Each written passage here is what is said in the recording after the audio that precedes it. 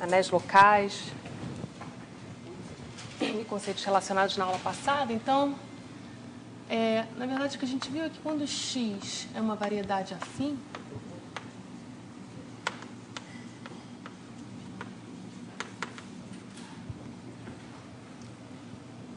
ela é completamente determinada pelo seu anel de coordenadas, que a gente definiu como sendo quociente do anel de polinômios, pelo ideal de x, de todos os polinômios que se anulam em todos os pontos de x. Então, a gente viu que qualquer outra variedade afim que tenha anel de coordenadas isomorfo, a de x é isomorfa a x. A gente definiu o corpo de funções de x como sendo o corpo de funções que são regulares em algum aberto de x, e a gente viu que isso daqui, no caso afim, é exatamente, então isso daqui a gente viu que é isomorfo ao anel das funções regulares em x, e o k de x é o corpo quociente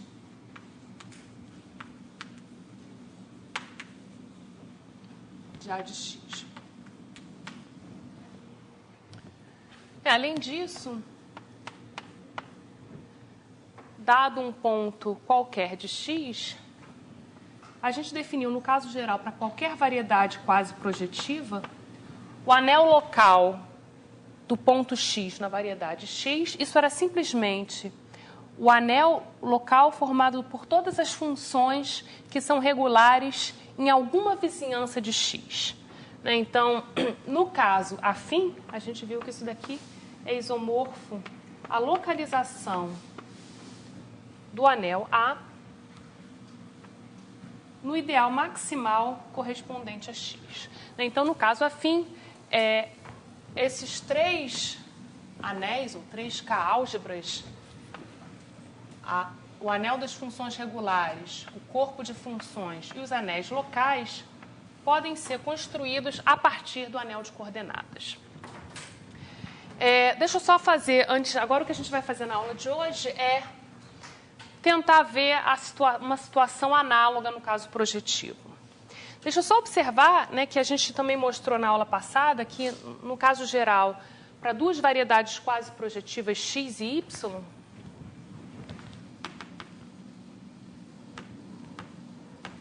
a gente tem x e y, são variedades quase projetivas.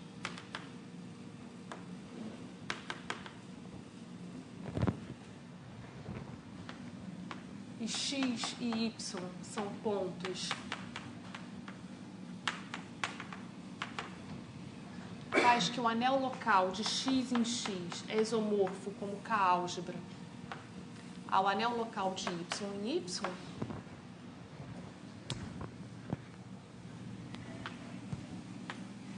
então existem abertos U em x, contendo o ponto x, e V em y, contendo o ponto y, e um isomorfismo entre esses abertos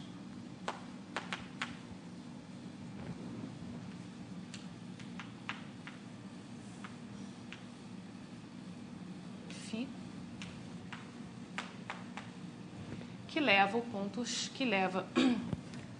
desculpa. A gente vê que existe um isomorfismo entre os abertos U e V que leva o ponto x no ponto y. Então, toda a informação geométrica que só depende de uma vizinhança do ponto x, ela pode ser detectada no anel local. E, no caso afim, o anel local pode ser determinado dessa forma aqui. Então, eu espero que já na semana que vem a gente comece a estudar propriedades de pontos singulares e não singulares. Então, isso vai ser uma propriedade de um ponto x de uma variedade que vai poder ser detectado nesse anel local. Eu já coloquei a segunda lista de exercício, ou pelo menos eu já pedi para colocar, não sei se já está na página dos vídeos. E dentre os exercícios sugeridos do Hartshorne, tem alguns Tem vários exercícios que tratam dos anéis locais, né? Propriedades de anéis locais relacionados a propriedades geométricas das variedades. Ok, então isso foi o que a gente já viu. E agora, na aula de hoje, vamos tentar ver se a gente consegue, né, ter caracterizações análogas para o anel de funções regulares, corpos de funções e anel local, no caso projetivo. Oi? No dia 26, daqui a 2 semanas.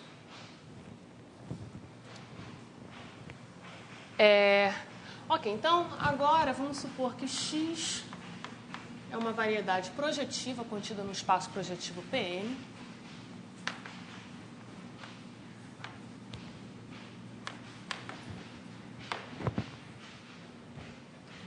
Então, a gente definiu o ideal homogêneo de X. Então, isso daqui é um ideal homogêneo e radical. Na verdade, um ideal primo até.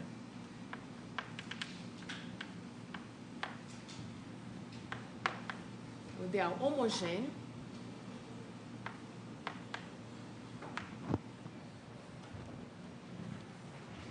E a gente pode, analogamente, no caso afim, definir o anel de coordenadas homogêneos de X. Então, a gente define S de X como sendo o quociente do anel dos polinômios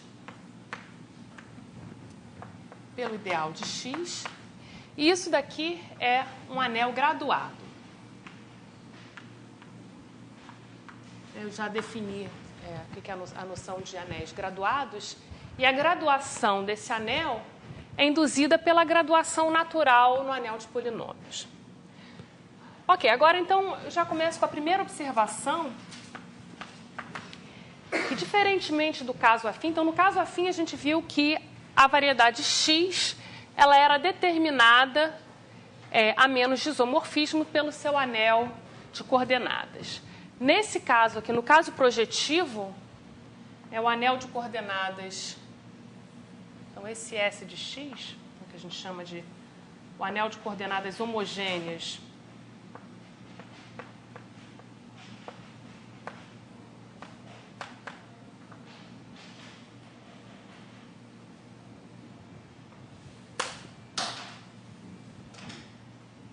de X, SX, ele não é um invariante por isomorfismo.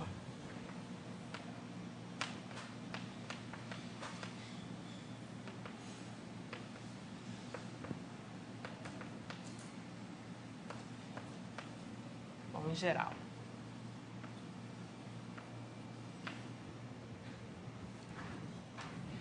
Então, esse anel de coordenadas homogêneas, ele carrega informação não só sobre a geometria da variedade X, mas também desse mergulho de X em Pn. Então, vamos ver um exemplo bem simples.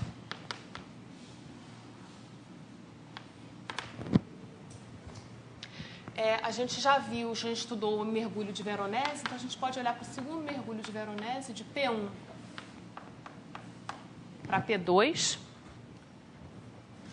A imagem de P1 pelo mergulho de Veronese. Então, isso aqui é simplesmente eu escolho uma base para os polinômios homogêneos de grau 2 em 2 variáveis e uso esses polinômios homogêneos para definir as coordenadas desse morfismo. Então, a gente vê que a imagem desse morfismo é uma cônica em P2. Então, por exemplo, escolhendo coordenadas de forma adequada, eu vou ter que isso daqui vai ser o conjunto de zeros de, se eu der coordenadas aqui, x, y, z, de x, y menos z2.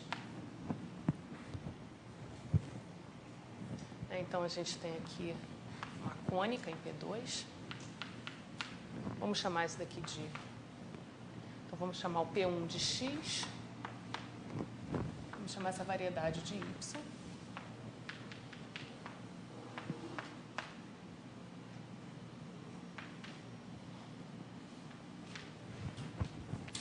Então, observa, qual é o anel de coordenadas de x? Bom, o anel de coordenadas de x, coordenadas homogêneas de x, vai ser simplesmente o anel de coordenadas nas duas variáveis t, s. É esse anel graduado. Por outro lado, por definição, o anel de coordenadas de y vai ser o quociente do anel de coordenadas do anel de polinômios nas variáveis x, y, z, módulo o ideal homogêneo gerado por xy menos z2. Então, esse mergulho de Veronese, ele se restringe a um isomorfismo entre x e y, porém, esses dois anéis graduados aqui não são isomorfos. Então, isso daqui é fácil de ver, é um dos exercícios da lista de exercício, é vocês justificarem essas afirmações, né? Que aqui a gente tem isomorfismo de variedades projetivas, mas esses dois anéis coordenadas não são isomorfos.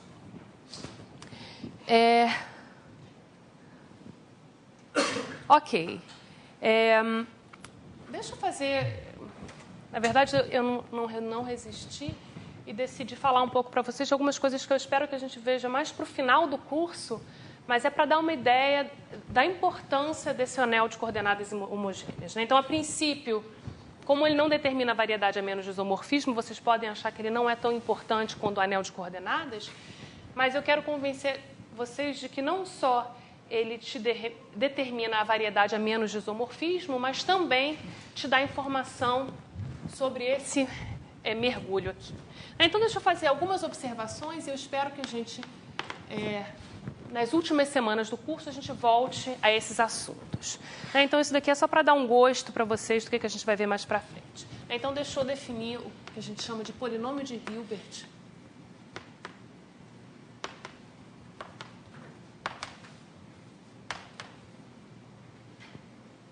De uma variedade projetiva. Na verdade, isso aqui pode ser feito para um fechado qualquer de PM.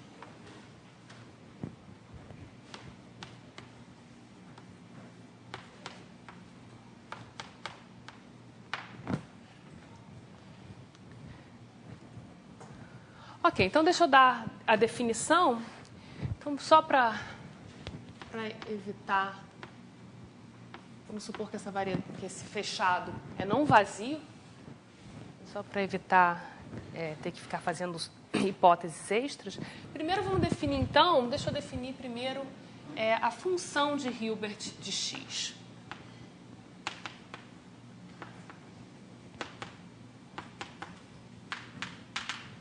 Bom, então, associado a x, a gente tem o ideal homogêneo de x. E a gente, como no quadro anterior, a gente define o anel de coordenadas homogêneas desse fechado como sendo o quociente do anel de polinômios pelo ideal homogêneo. E isso aqui, como eu falei, é um anel graduado. Então, ele é um anel graduado que eu posso fazer o seguinte. Eu vou definir uma função φ de x que vai dos inteiros. Os inteiros, que faz o seguinte. Para cada inteiro m, eu vou olhar para os elementos, para o K-espaço vetorial. Então, eu olho para o K-espaço vetorial dos elementos de grau m e 0, né? Então, essa parte... Isso daqui é um espaço vetorial sobre K. Isso aqui é a parte de grau m de S de x, e eu calculo quem é a dimensão de S de x como K espaço vetorial. Então, só uma observação aqui, isso aqui é um anel graduado, e como ele é quociente do anel de polinômios e o anel de polinômios é finitamente gerado, esse anel graduado também é finitamente gerado. Então, essas dimensões aqui, de fato, são finitas. Então, isso daqui é uma função. E agora, deixa eu enunciar alguns fatos. Então, primeiro, é que existe um único polinômio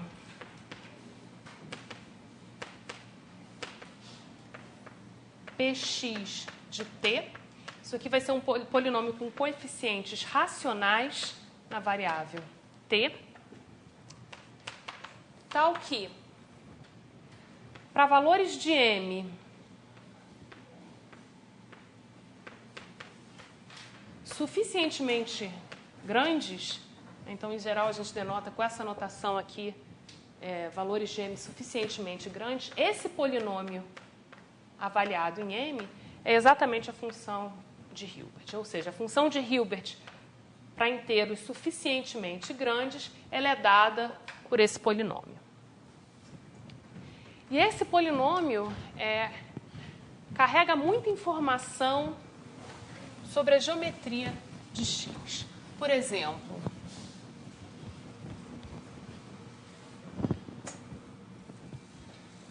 o segundo fato, o grau desse polinômio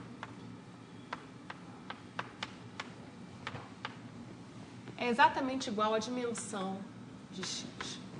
A gente ainda não definiu o que é a dimensão de um conjunto algébrico de Pn. A gente vai fazer isso na segunda-feira, né? Mas a gente tem uma intuição do que é essa dimensão.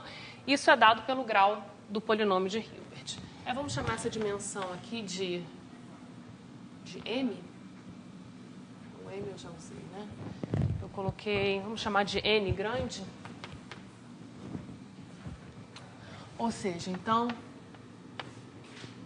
o p de x de t vai ser da forma an t elevado a n mais termos de grau inferior. Então, esse an, então,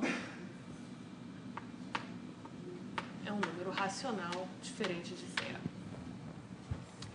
Então, o grau do polinômio te dá a dimensão. E esse grau, na verdade, uma outra afirmação é que esse termo líder aqui, o coeficiente líder, ele vai ser da forma d de x sobre n fatorial grande, n grande fatorial, onde d de x é um inteiro positivo. Então, esse é um outro fato. E esse d de x aqui é chamado o grau de x. E qual é a interpretação? Esse grau tem uma interpretação geométrica, né, em função do mergulho de x, que é o seguinte. Então, eu tenho, x vai ser uma variedade de dimensão n, né, esse n é menor ou igual a n. E eu tomo h em Pn, um hiperplano, um espaço linear, subespaço linear,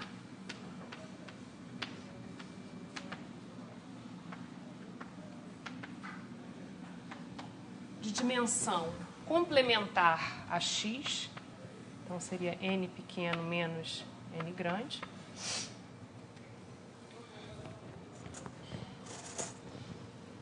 geral. Bom, depois a gente discute o que eu quero dizer geral. Então, se eu olhar para a interseção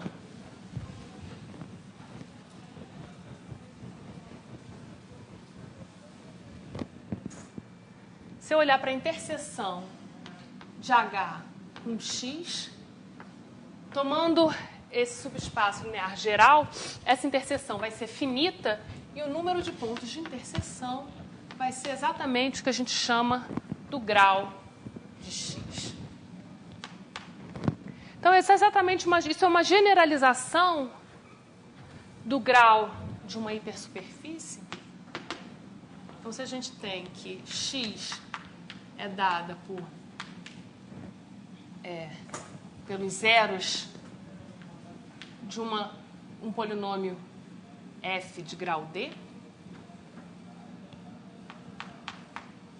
Então, f é um polinômio homogêneo de grau d. Nesse caso, a gente vai ver que a dimensão de x é n menos 1. Então, quando a gente corta com uma equação a dimensão cai de 1.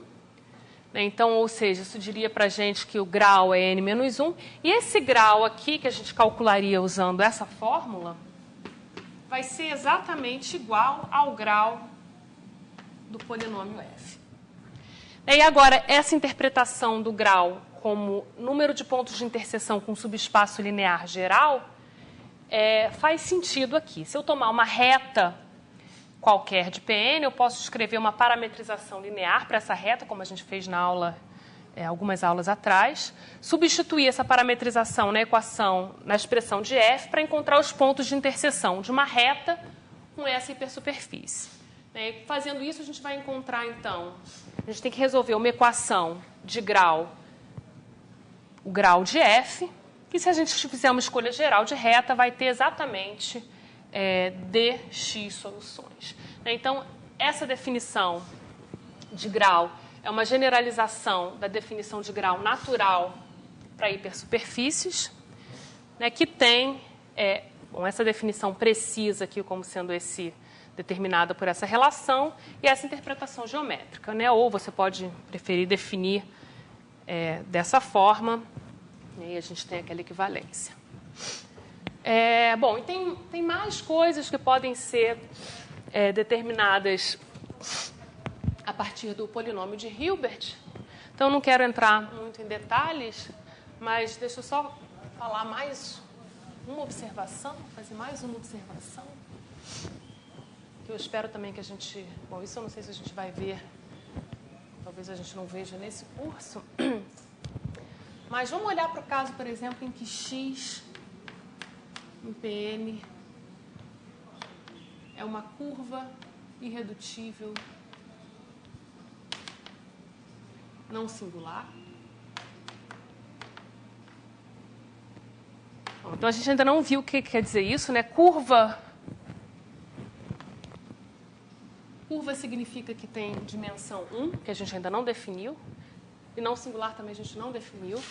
Mas, enfim, isso aqui é só para dar uma ideia. Se eu tomar K como sendo o corpo dos complexos, então, na verdade, X pode ser vista como uma superfície de Riemann compacta. Então, uma curva não singular sobre o corpo dos complexos, projetiva, corresponde, você pode ver isso como sendo uma superfície de Riemann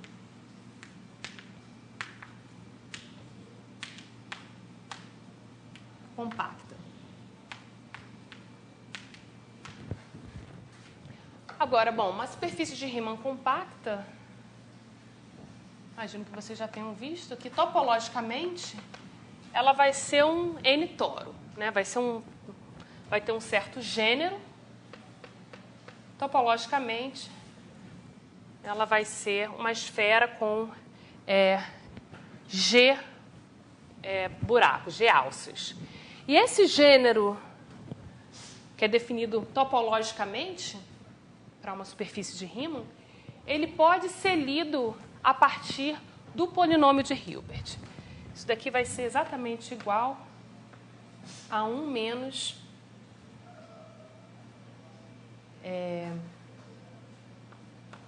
o polinômio de Hilbert de x avaliado em 1.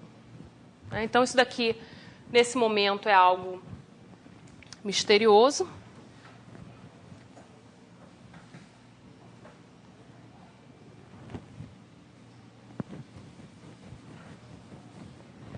Desculpa, eu acho que talvez eu tenha escrito isso aqui errado. Então, isso aqui vai ser mais ou menos isso.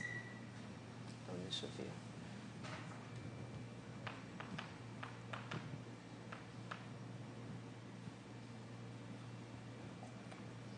Então, vai ser...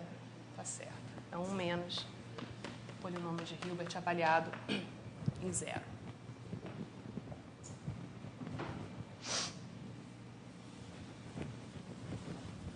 Ok, então isso daqui, essa parte aqui é uma observação que por enquanto a gente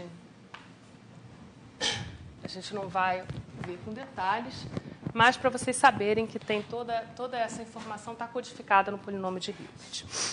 Mas então agora vamos voltar então a essa situação que a gente estava. Então a gente tem x em Pn, variedade projetiva.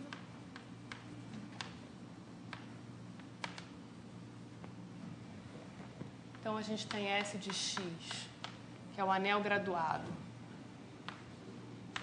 obtido como quociente do anel de polinômios pelo ideal homogêneo de x. E agora o que eu quero fazer é determinar os anéis locais, os corpos de funções, o corpo de função e o anel das funções regulares de x em função desse anel de coordenadas homogêneo. Então, primeira coisa, deixa eu observar que exatamente como no caso afim, a gente tem uma bijeção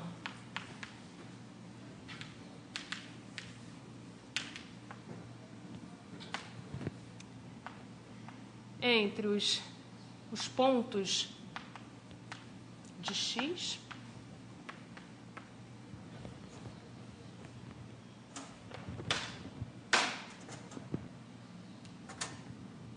E os ideais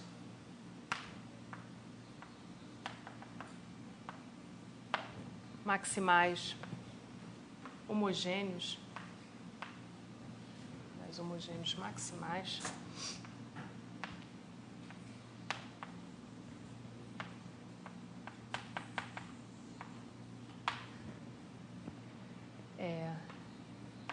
de S de x, que não contenham o ideal irrelevante, que é o ideal gerado pelos xis.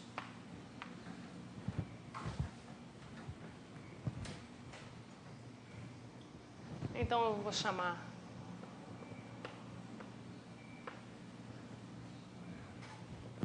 e a gente pode descrever explicitamente esse ideal maximal, como a gente fez na aula passada, como sendo, por exemplo, o ideal gerado.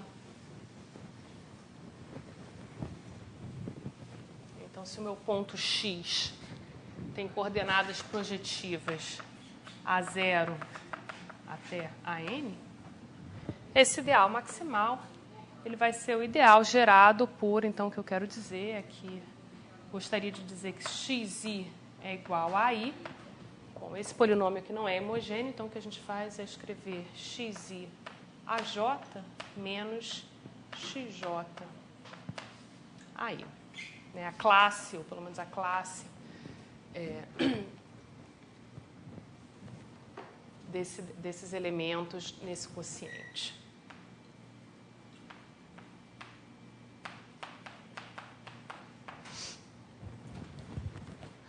Ok, e aí agora a gente vai,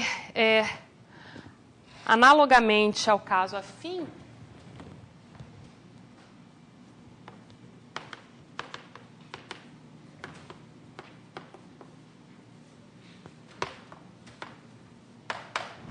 a gente pode verificar o seguinte, a gente pode calcular quem é o anel local de x em x.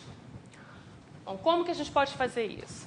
Bom, a gente já viu que o anel local de um ponto, ele só depende de um aberto contendo um ponto. Então, a gente pode interceptar x com um aberto, por exemplo, x0 diferente de 0, ou xi diferente de i para um i adequado, e voltar, então, ao caso afim.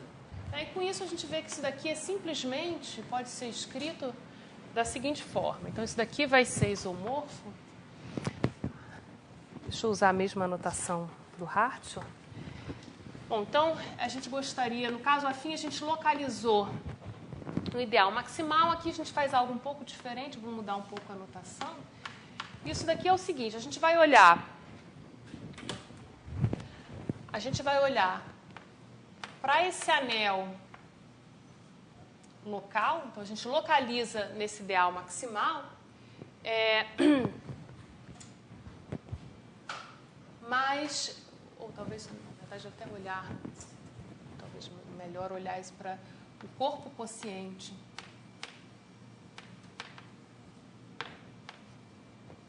de S de x, mas aqui a gente não pode olhar para o quociente de dois polinômios quaisquer. Para a gente ter, de fato, uma função racional, esses dois polinômios têm que ter o mesmo grau. Então, a gente vai olhar, dentro desse corpo quociente, a gente vai olhar para os elementos do anel localizado em MX, os elementos que têm grau zero, ou seja, então isso daqui, deixa eu reescrever isso aqui vai ser o quociente de F por G, onde F e G são elementos homogêneos de S de X de mesmo grau.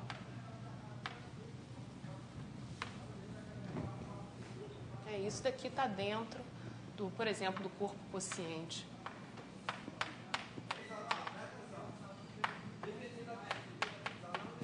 De S de X. Da mesma forma, a gente pode calcular o corpo de funções de X. Isso daqui vai ser o corpo quociente desse anel, por exemplo, que vai corresponder aos elementos de grau zero na localização no primo zero, ou seja, isso daqui vão ser os elementos da forma FG, de mesmo grau, e é claro, aqui eu quero que o G não esteja no ideal maximal de X. E aqui, novamente, eu quero que F e G sejam polinômios homogêneos, ou elementos homogêneos de mesmo grau, em particular com G diferente de zero. E, novamente, isso aqui está contido nesse corpo quociente. Então, essa descrição aqui é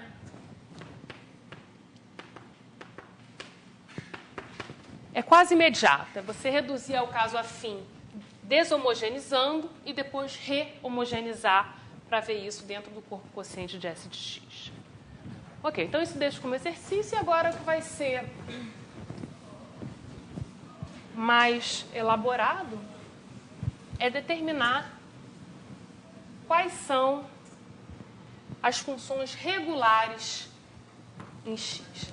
Agora a gente não pode se restringir a um aberto, porque agora o que a gente quer realmente é determinar quais são as funções que são regulares em todos os pontos de X. Então, o que a gente vai fazer até o final da aula agora é provar o seguinte teorema. Então, seja X em Pn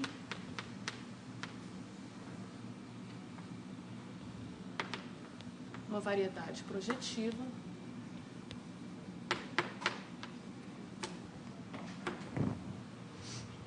então as funções regulares em X, as únicas funções que são regulares em todos os pontos de X são as funções constantes.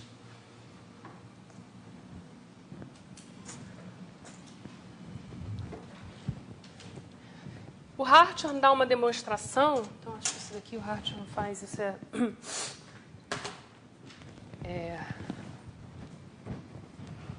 eu dar referência aqui.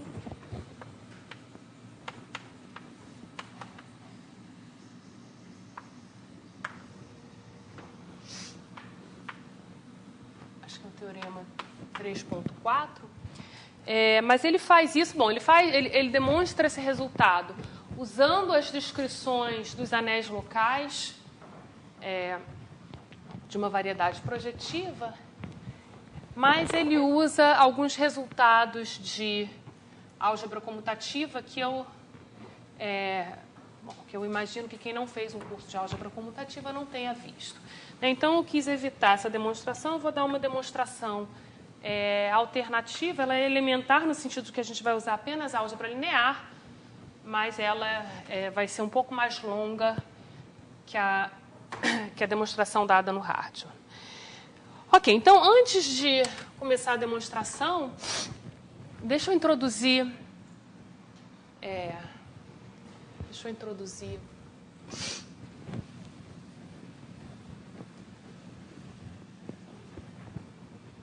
as ferramentas que a gente vai usar. Então, isso aqui vai ser bem geral, seja f de x para y, um morfismo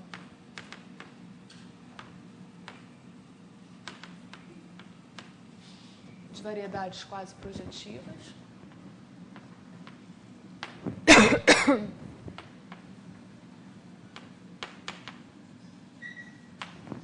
A gente vai definir o gráfico de f. Então, bom, a definição usual vai ser o conjunto dos pontos da forma x, f de x, onde x está em x. Então, isso daqui é um subconjunto do produto de x por y.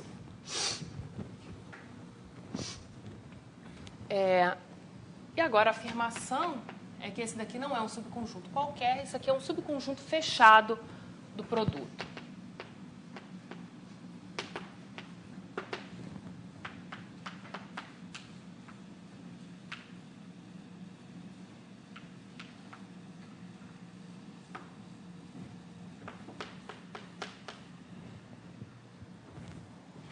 Então vamos ver por que isso é verdade?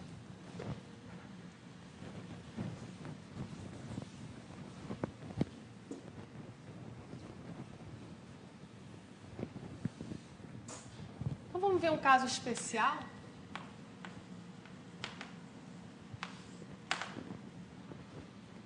Em que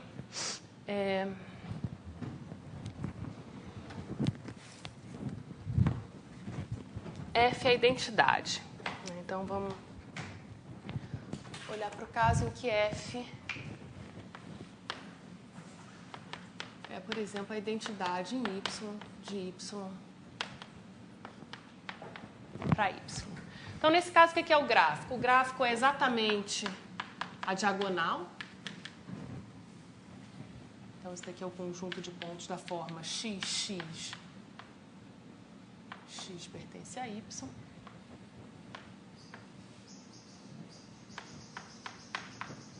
E a diagonal é claramente um fechado, tá certo? Porque a gente sabe dizer quais são as equações, se eu olhar para Y, aqui, esse Y dentro de Pn, e esse Y dentro de Pn, com coordenadas x0, desculpa, xp, os dois Pn, né? x0, xn, y0, yn, esse conjunto ele vai ser dado como a interseção de y vezes y com um fechado definido por xi yj menos yi xj.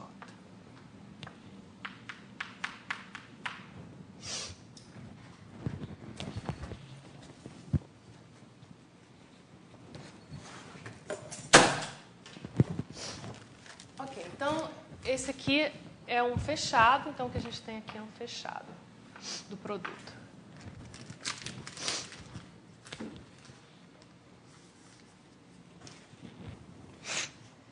Ok. Então, agora vamos olhar para o caso geral.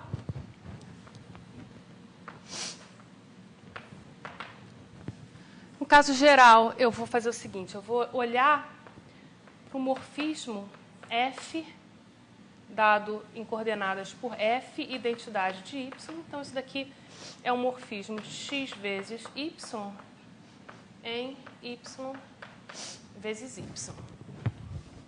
Então, isso aqui é dado na primeira coordenada pelo morfismo dado F e na segunda coordenada pela identidade. Eu deixo como exercício vocês verificarem que isso daqui é, de fato, um morfismo.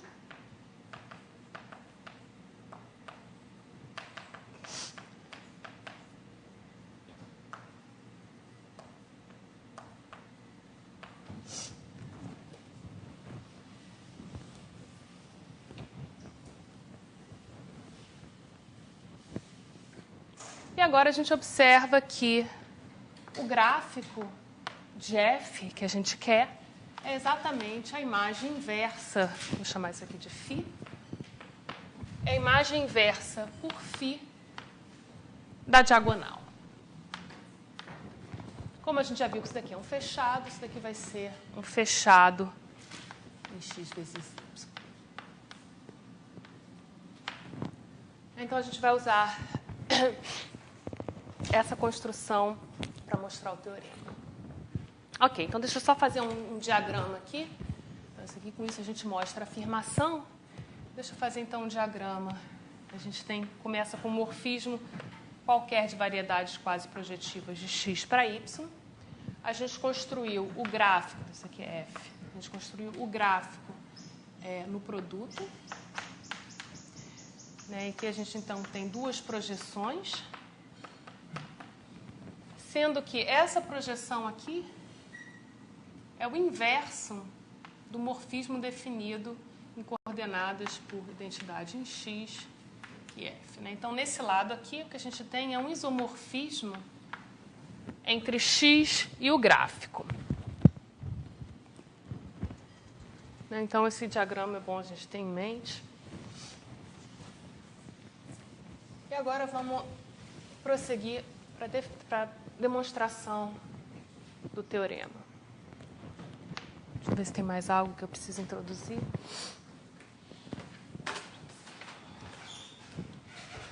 Ok.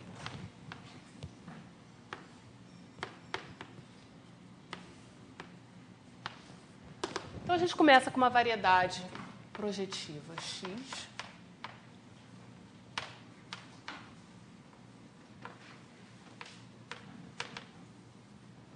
E vamos tomar f uma função regular em x. Lembrando, o que é uma função regular? F é uma função de x no K, corpo base, que localmente, numa vizinhança de cada ponto, pode ser dada como quociente de polinômios homogêneos de mesmo grau.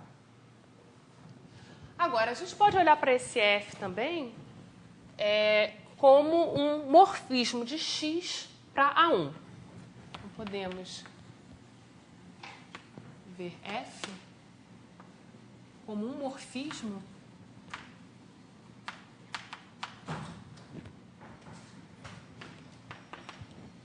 de x para A1, ou até mais, morfismo de x para P1. Né, olhando para cá, identificando K com espaço afim a 1. Então, o que a gente tem que mostrar? A gente tem que mostrar, como a gente sabe que a imagem de x está contida em A1, basta a gente mostrar que a imagem de x é um fechado de P1.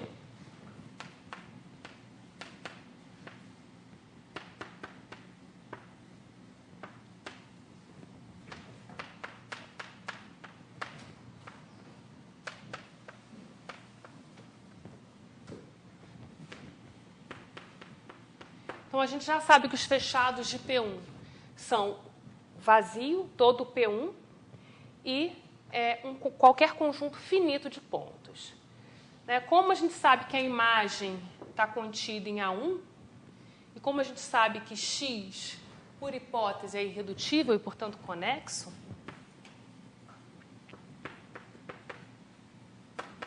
a sua imagem também vai ser conexa. E, portanto, vai ter que ser um ponto.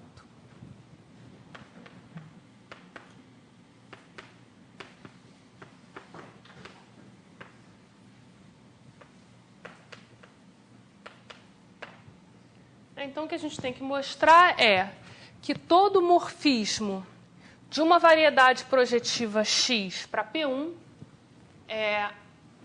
tem como imagem um conjunto fechado. Então, deixa eu reescrever isso aqui.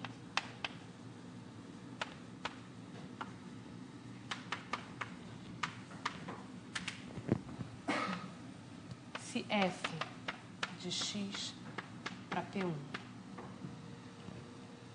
é um morfismo,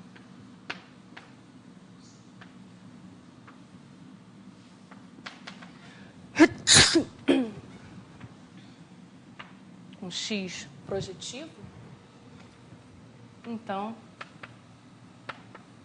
f de x é um fechado. Carolina, Oi. isso generaliza para caso que a imagem é PN? Sim, depois, quando eu terminar a demonstração, eu vou dar uma generalização disso daqui, que vai ser mostrada pelos mesmos argumentos. Mas depois a gente vai ver que esse mesmo argumento mostra o seguinte: se eu tenho um morfismo de uma variedade projetiva X para qualquer PN, então a imagem novamente é fechada. Né? Mas a gente está interessado nesse caso. O argumento é o mesmo, só vai mudar um pouco a notação. Né? Na demonstração vai ter mais variáveis, mas é a mesma coisa.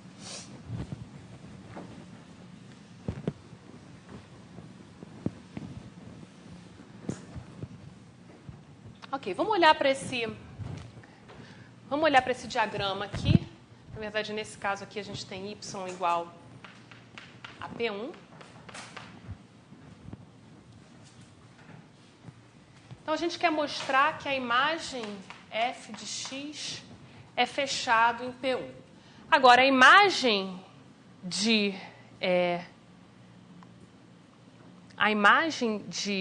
x por f é igual à imagem pela segunda projeção do gráfico de f, que é um fechado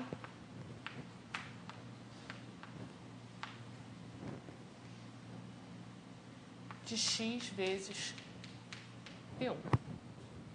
Ou seja, para mostrar o que a gente quer, né, por essa observação aqui, então, por aquela observação,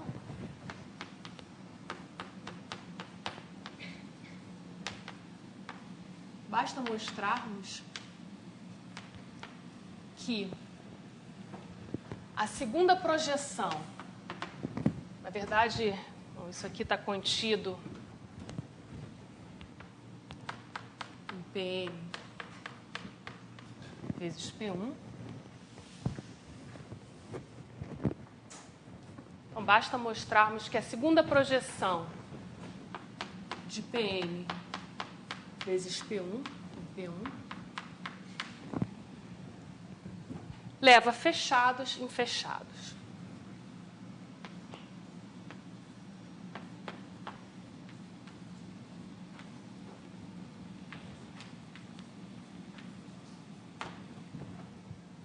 Mas o gráfico de F não é um fechado de Pn vezes P1.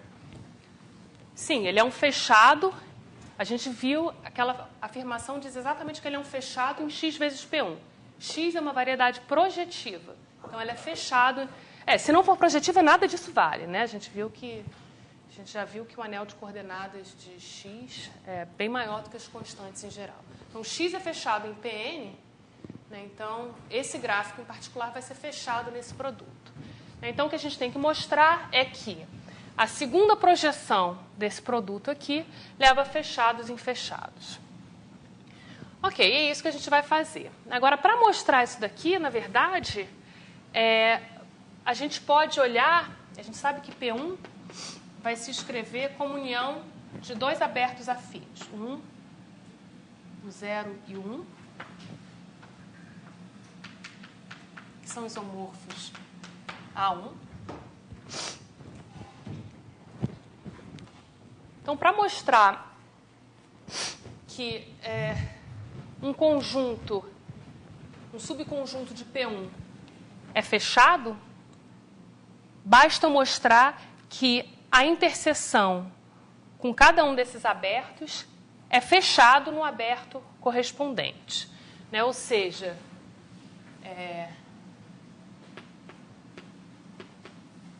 então, o que a gente tem aqui?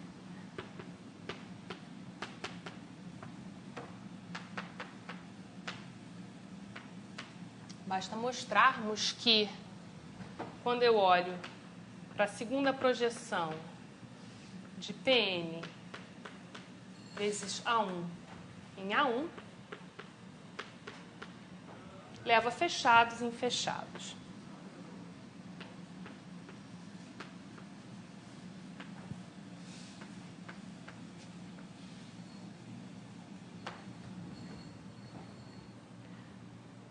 Né? Porque aqui eu posso restringir a Pn vezes cada um desses uis, o meu fechado. Se eu mostrar que a imagem é fechada, o que eu estou fazendo é mostrando que a imagem intersectada com qualquer um desses abertos é fechada no aberto correspondente. Então, o que a gente tem que mostrar é que a projeção de Pn vezes A1 e A1 leva fechados em fechados. Então, é isso que a gente vai fazer agora, e a gente vai fazer isso explicitamente. A gente vai começar com um fechado aqui, dado como zeros de um certo ideal de polinômios, e a gente vai calcular explicitamente quem são os polinômios que definem a imagem desse fechado em A1. Então, vamos tomar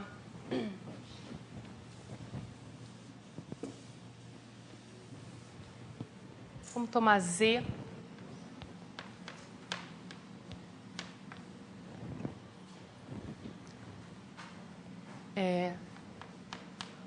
um Pn vezes A1, um fechado.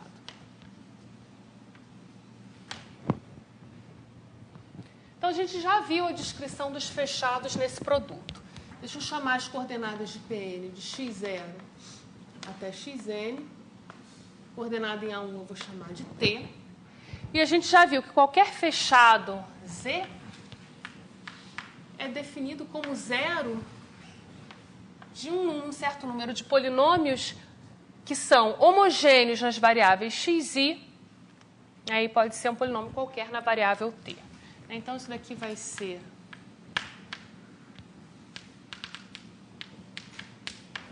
polinômios, vai ser conjunto de zeros de polinômios fi, vamos dizer i entre 1 e um número qualquer L,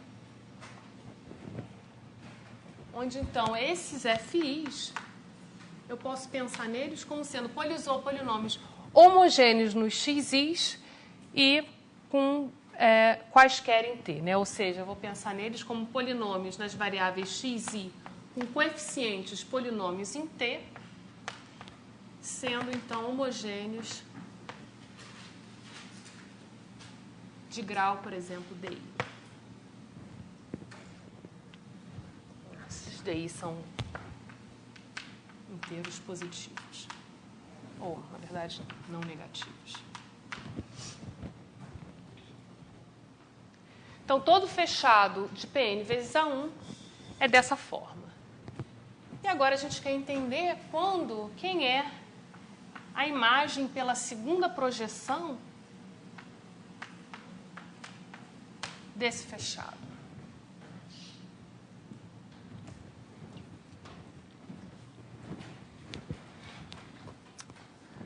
Ok, então, vamos fazer o seguinte, vamos olhar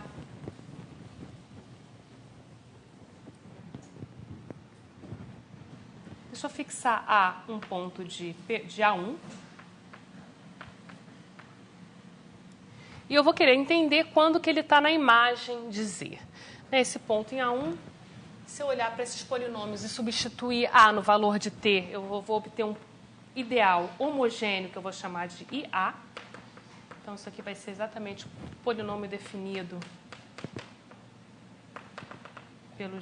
o ideal gerado pelos FIs quando eu substituo a variável T por A.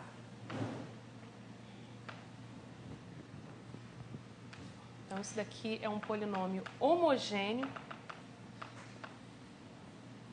de grau DI nas variáveis x e. E a gente observa o seguinte, que esse ponto A, ele pertence à imagem de Z. Bom, se somente se, por definição, quando eu olho para a imagem inversa de A,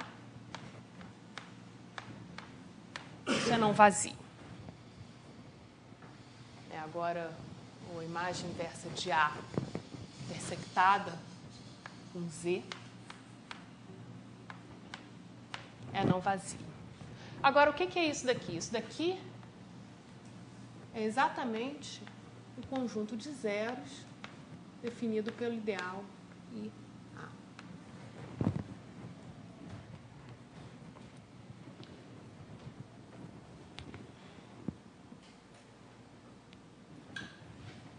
Bom, agora vamos ver quando que vale.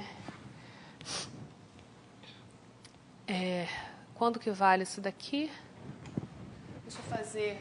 Quando que isso daqui é igual a vazio? Então, por outro lado, então deixa eu só fazer a negação aqui.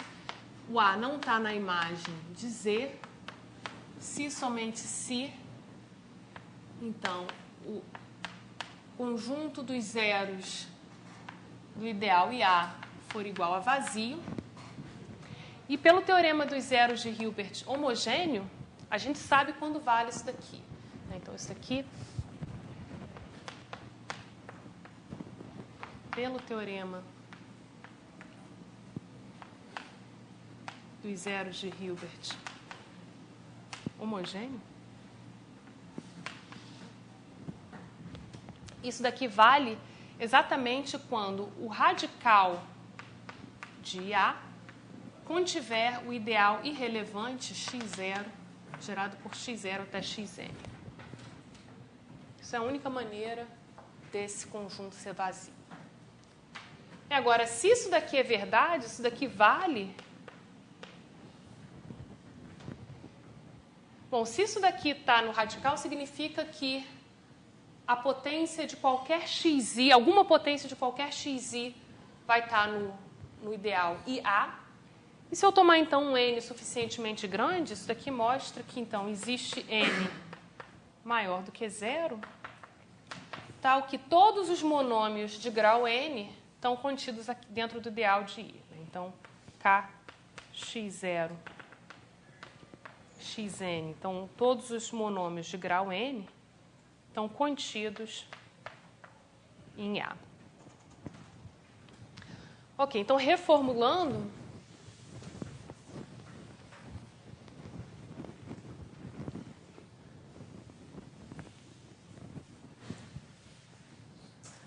o que a gente vê é que o ponto A pertence à imagem do conjunto fechado Z, se e somente se, para qualquer n maior do que zero,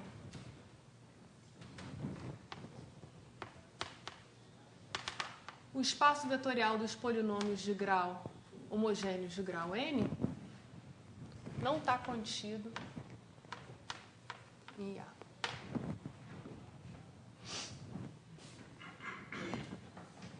Então, reescrevendo isso dessa forma, a gente vê o seguinte. Deixa eu definir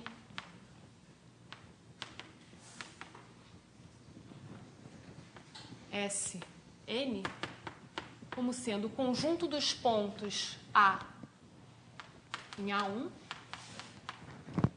tais que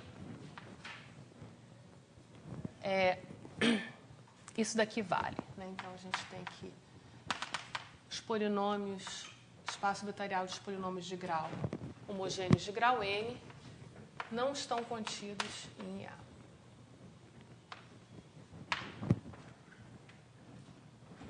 Então, o que a gente vê é o seguinte, que a gente tem a seguinte igualdade. A imagem, então, um ponto está na imagem de Z, se somente se ele vai estar em todos esses conjuntos Sn. Então, isso aqui é um subconjunto de A1. E, então, a imagem pela segunda projeção do fechado Z é a interseção para todos os n's maiores ou iguais a zero dos conjuntos Sn. Então, o que a gente tem que mostrar? A gente tem que basta a gente mostrar que cada um desses Sn's é fechado.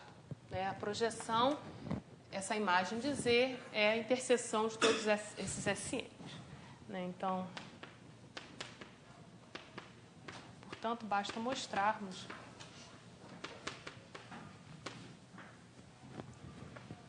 que cada Sn é fechado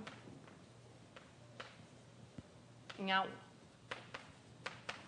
E isso daqui vai ser, a gente vai ver que isso daqui vai ser álgebra linear.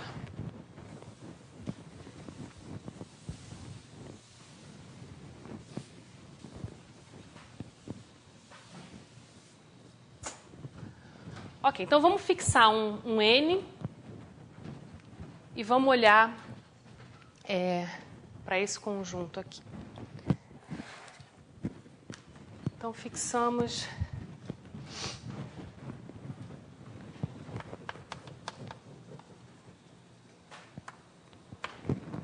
um N. Então, a primeira coisa é o seguinte, vamos olhar, então, o que a gente quer verificar é essa condição aqui. Bom, isso aqui é um espaço vetorial, então a primeira coisa que vamos fixar é uma base para esse espaço vetorial. Então, deixa eu chamar de... Então, seja M1 até MKN,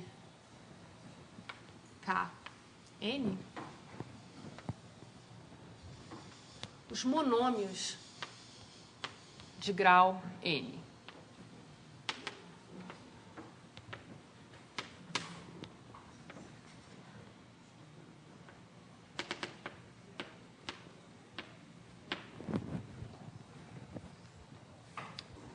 Então, a gente sabe que todo elemento, todo polinômio homogêneo de grau N vai ser escrito como combinação desses MIs.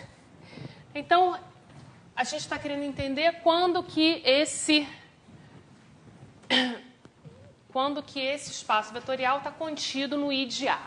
Então, vamos ver quando que algum MI está contido em I de A. Bom, lembrando, deixa eu repetir aqui, eu defini o I de A aqui.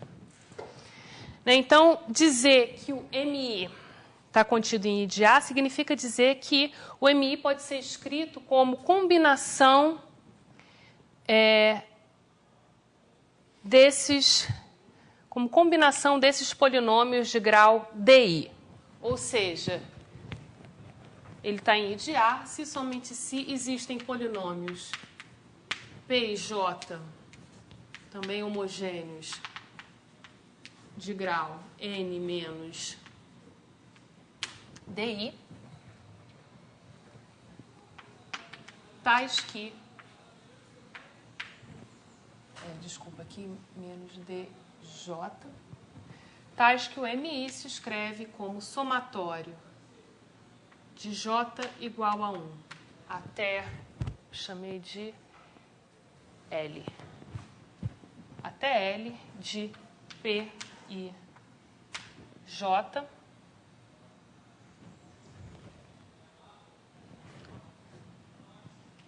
F J.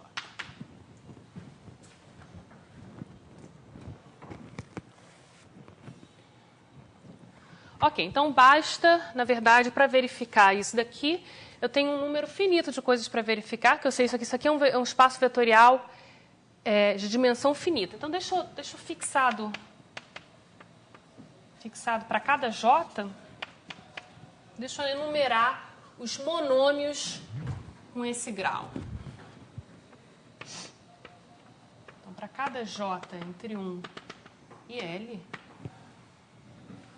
sejam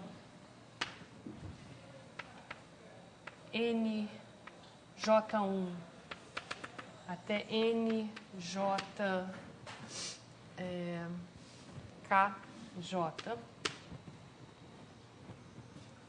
os monômios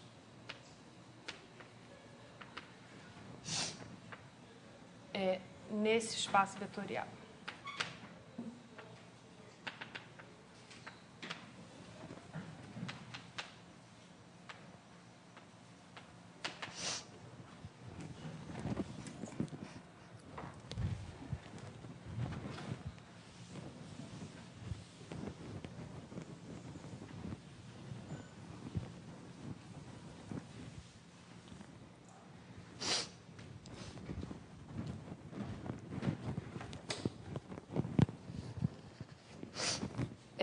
Então,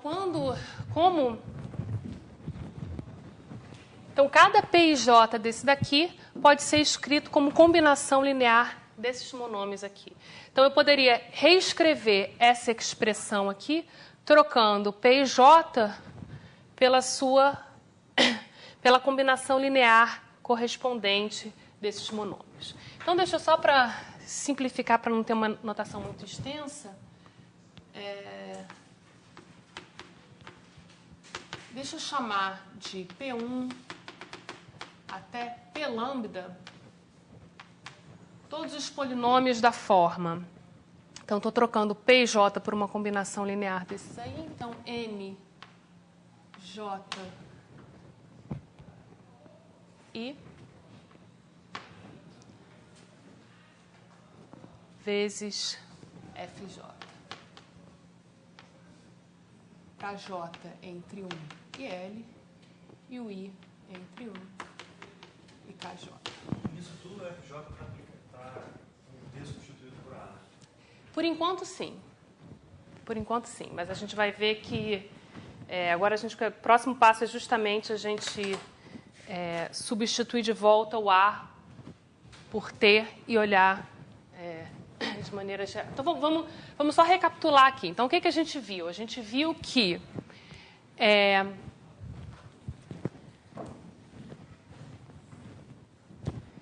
então, a gente viu que o A pertence ao SN. Então, por definição, se somente se esse espaço vetorial aqui não está contido no ideal gerado, no ideal I de A. Ou seja, se somente se K de xn não está contido naquele ideal. Agora, esse ideal era gerado por esses FIs.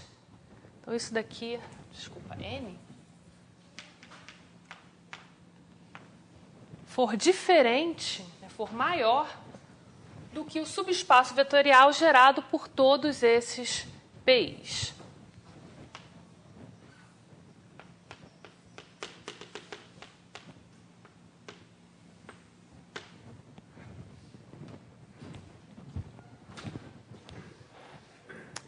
Na verdade, deixa eu fazer o seguinte,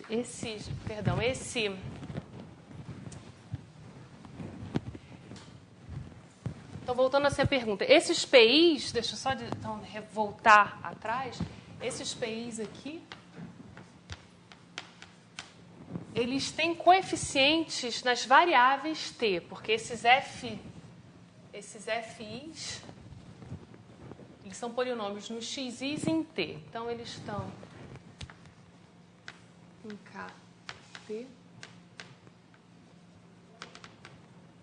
X, N, N menos DI para algum I. Esse I não precisa ser o mesmo. Então, o que a gente vê é o seguinte, que o ponto A está no conjunto SN se esse espaço vetorial não for gerado pelos PIs avaliados no ponto A.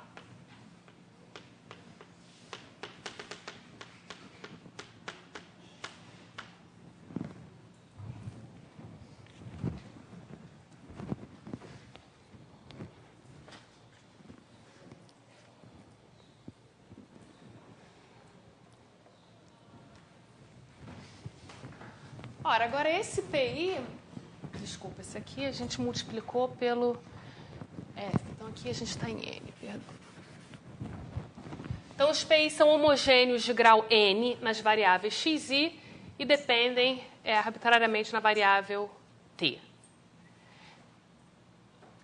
Agora, esses PIs, como que a gente vê? Então, eu tenho esse espaço vetorial e um subespaço gerado por esses PIs. Como é que eu faço para verificar se esses dois espaços, que esse espaço gerado pelos PIs não é todo o espaço vetorial? Quantas dimensões?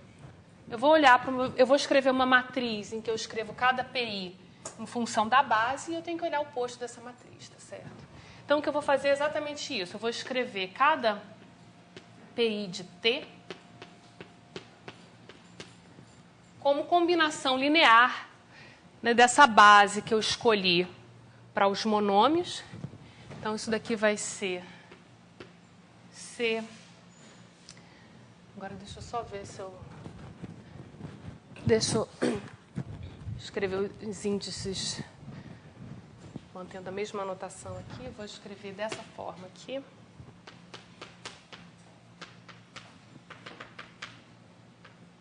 C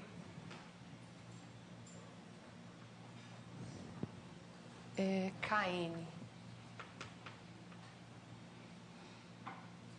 Desculpa, que eu quero escrever isso. KN. I de T. M. KN. Eu faço isso para todos os PIs. Então, C e J é um polinômio em T. E agora o que eu faço é escrever uma grande matriz com todos esses coeficientes.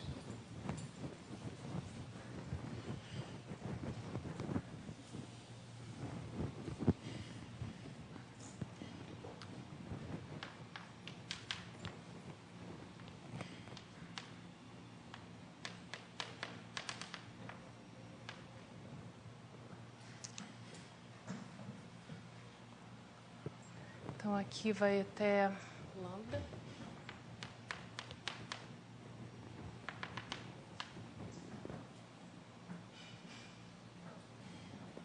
E aqui, deixa eu ver se está certo isso. KN, T, C,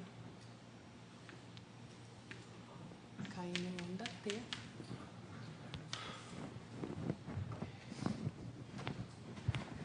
O que a gente vê é que o ponto A está no conjunto SN se somente se o posto dessa matriz for menor do que a dimensão desse espaço vetorial.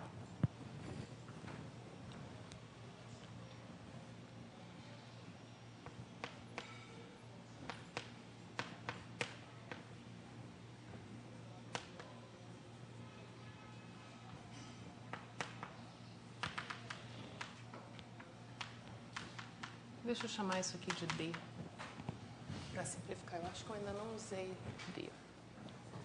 Agora, como é que a gente verifica se uma matriz tem posto menor do que D?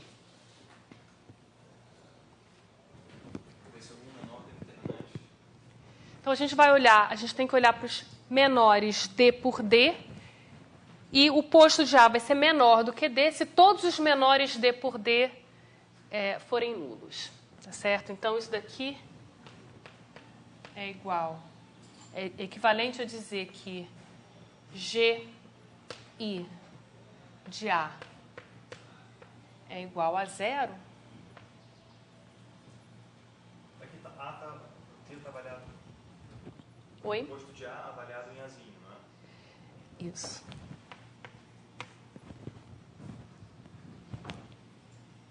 Obrigada. Então, esse posto vai ser menor do que D se G de A for igual a 0.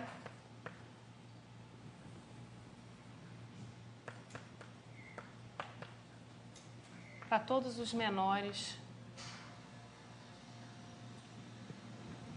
Então, Gs. Para qualquer G menor D por D de A.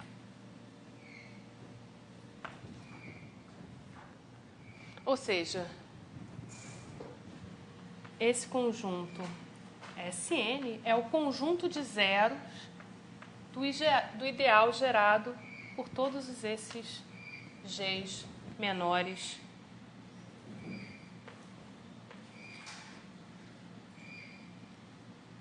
D por D de AT. E, portanto, ele é um fechado de A1.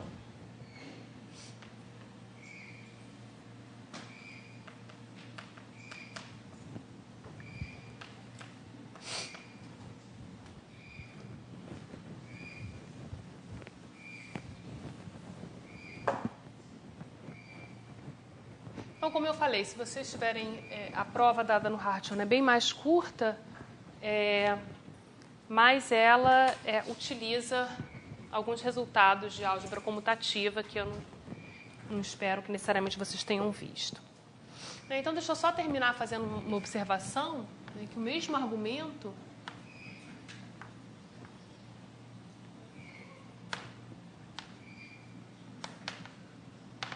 mostra o seguinte.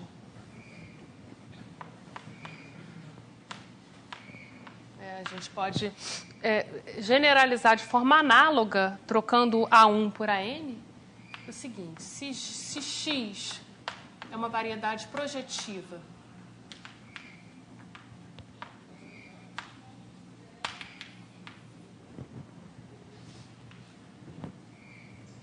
e F... Então, deixa eu escrever isso em duas formas, né? Então, seja X uma variedade projetiva. Então, se F de X em Pn é um morfismo,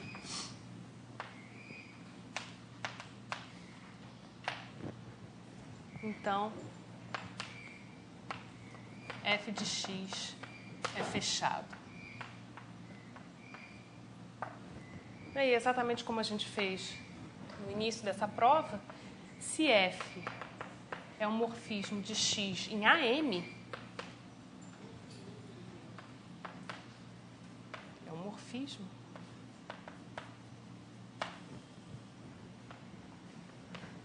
então F de X é um ponto.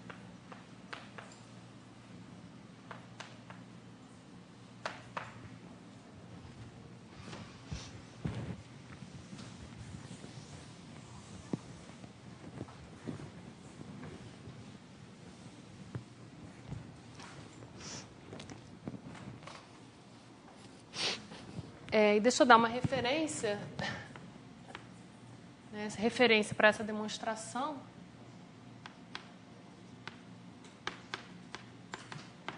É o Shafarevich.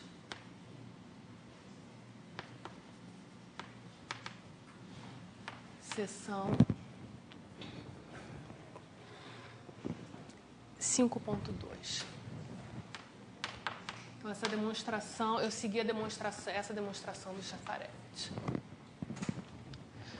Ok, então isso era o que eu queria fazer na aula de hoje. E semana que vem, então, a gente vai na segunda-feira começar a definir dimensão, estudar a dimensão de variedades quase projetivas. E, em seguida, estudar os conceitos de pontos singulares e não singulares. Então, para quem chegou mais tarde, a lista de exercício já, se não estiver disponível na internet, ainda deve estar, eu já mandei hoje de manhã, deve estar disponível em breve. No mesmo site onde estão os vídeos das aulas. Tem um site com o vídeo das aulas e aí ali eu estou colocando as listas de exercício.